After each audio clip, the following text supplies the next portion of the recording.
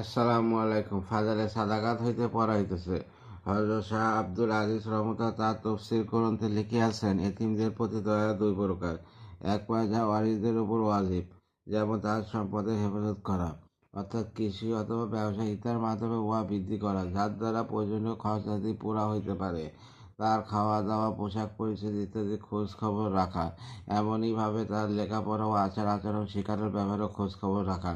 দ্বিতীয় প্রকার, যাহা সাধারণ মানুষের ওপর অজীব, উহা হইলে এতিমকে কষ্ট না দেওয়া, নম্র ও দয়াসুলভ আচরণ করা, সভা সমিতি ও মজলিসে নিজের কাছে বসানো, তার মাথায় হাত বুলানো, নিজের সন্তানের মতো তাকে কোলে নেওয়া, তার প্রতি ভালোবাসা প্রকাশ করা।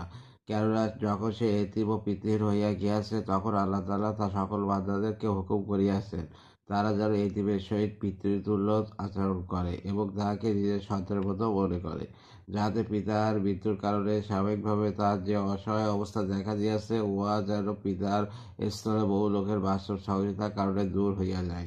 সুতরাং অন্যান্য প্রচলিত আত্মীয়তা সম্পর্কের ন্যায় শরীয়তের দৃষ্টিতে এতিম ও আত্মীয়তার সম্পর্কের অধিকার রাখে। সূরা বাকারা।